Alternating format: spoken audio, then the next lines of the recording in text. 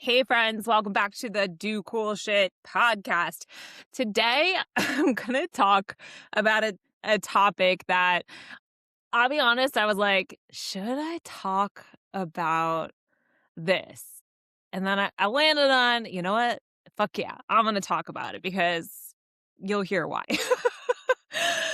So we're in Lent currently, and leading up to Lent, I've heard a lot of people talk about what they're going to be giving up for Lent, and it really has got me thinking. And the reason why I was like, should I talk about this topic is because I was raised Jewish. And, a lot of Jewish holidays are built around aspects of honoring sacrifices and self reflection and atonement. But I've never observed Lent myself. That being said, it greatly interests me. Anything involving beliefs and behaviors do. And I also am very knowledgeable about behavior change. I'm very skilled and very experienced in these areas. And that is what I'm going to be discussing here today. So, we're not going to deep dive into aspects of religion. That's not what I'm here to talk about today. What I really want to talk about is how people approach Lent and how you may, if you're observing Lent, how you may approach it a little bit differently this year, and just offering you a few things to think about. For, as someone who was raised Jewish and has never observed Lent, from my understanding, some of the main purposes inside Lent is that it is a time for self-reflection and repentance and spiritual renewal, and forms of fasting are used as ways to strengthen self-discipline and maybe break habits and build better relationships, whether that is to yourself, to God, to your community, instead of using or turning to certain things like alcohol or sugar or social media. And I have often seen people approach this 40-day time period to give something up only to, count down to when they can kind of dive head first back into it as soon as that time period ends. Similar to going into like a 75 hard or an intense challenge. Mm. And I've also seen people just do it because they feel like they need to, and don't put a lot of thought into it or meaning it into it. And to me, this, kind of misses the point. And it definitely misses opportunity for self-awareness and understanding and self-growth. So I'd like to offer some things to consider if you're engaging in Lent this year. Think about the thing that you are giving up. I would assume by now, because it's already started, you've picked something, although maybe you're still considering it. And I don't know the rules, but I think you can always change it too. I don't know. Correct me if I'm wrong. But think about the thing that you are going to give up during this period. How often do you reach for it without even thinking? That evening glass of wine, the phone scroll while you're walking or while you're waiting or while you're eating, the afternoon sweet treat. Most of us move through life on autopilot with these things. We don't choose them consciously. We just do them because that's what we're used to doing. They are neural pathways that we've worn so deep that we don't even notice we're walking them anymore. And then we don't even recognize why we're using these things or what they may be masking for us on a deeper level.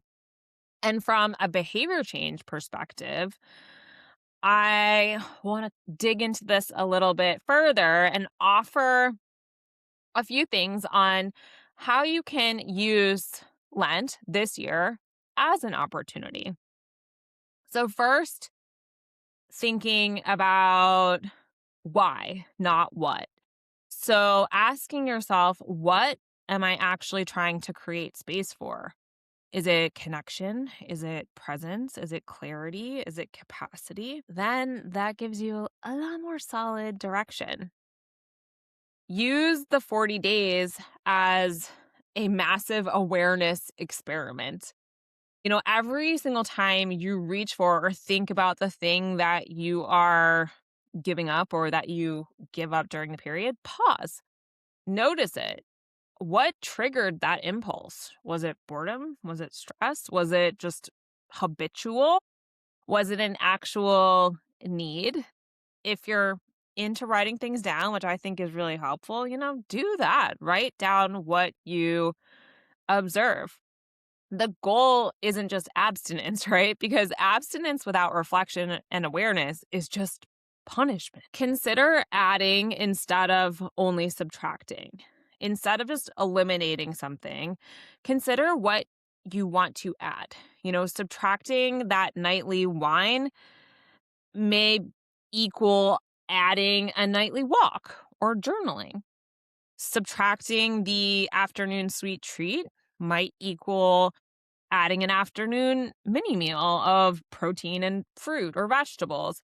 Behavior change sticks when you replace, not just remove. Build in flexibility. Rigid rules create fragile systems. We talked about this recently on the episode about flexibility. If you slip up, it doesn't mean that you failed. It means that you're human. And it also means that you just got data to learn from. So these are really, really helpful things when you can look at it like that. And then, thinking about what was different about that moment. The goal isn't perfection. The goal is never perfection, right? It's practice and really reminding yourself of that. What matters is what you do next, not that you stumbled in the first place. All of us are going to stumble.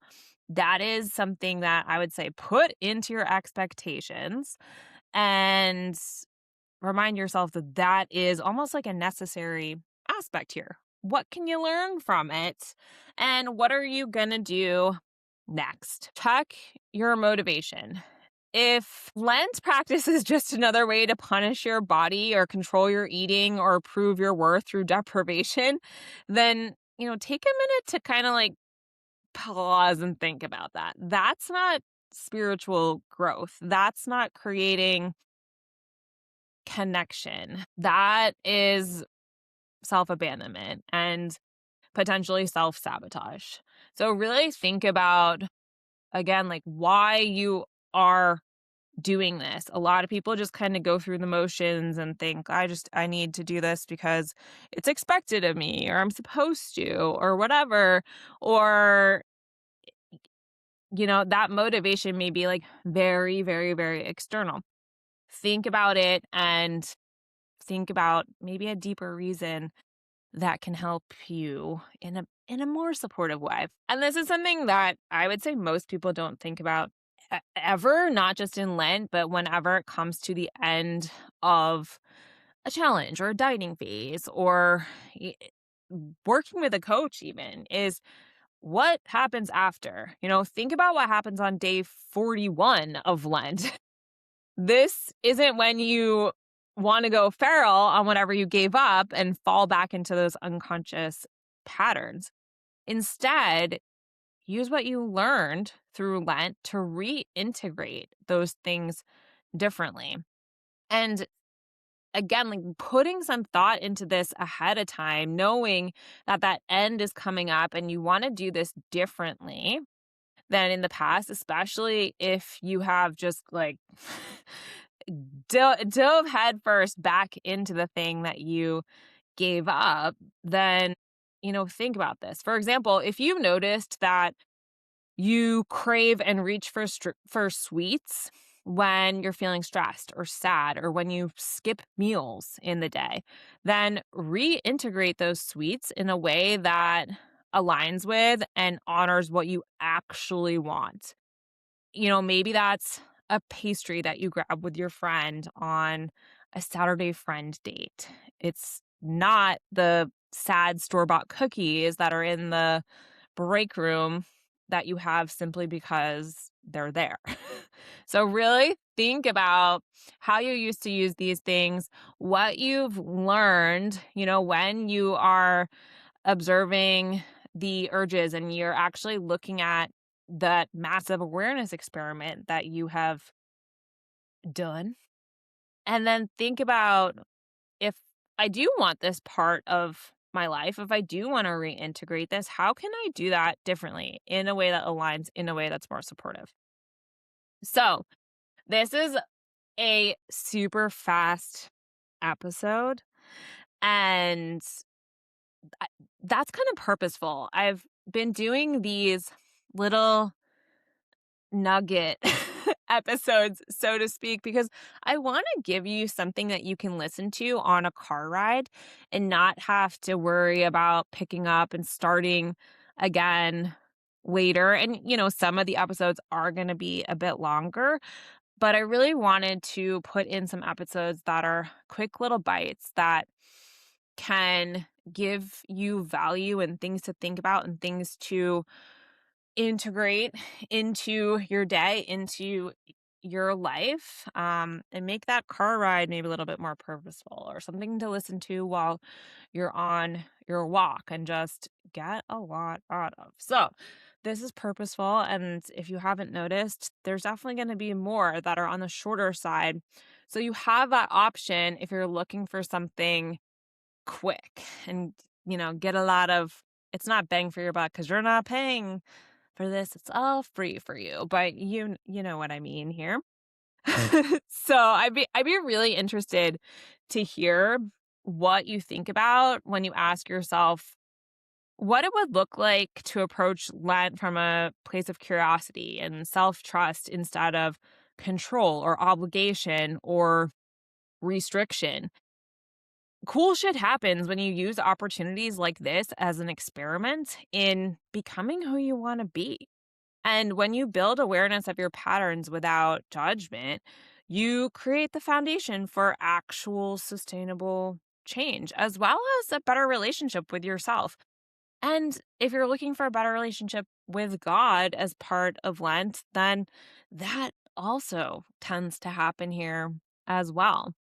So if you'd like to chat anymore or share what you're giving up and just kind of like check in throughout the next few weeks of Lent to see how you're doing, and have some other layers of accountability here, then I would absolutely love that.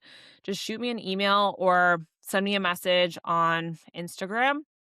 That information is in the show notes if you don't have it already. And I want to thank you for being here. Share this episode if it was helpful for you. Share it to someone you know and you love, maybe someone that you go to church with, someone who who is observing Lent and may benefit from this information. And as always, I want to thank you for being here. And I hope you go and do the cool shit. I will catch you next time.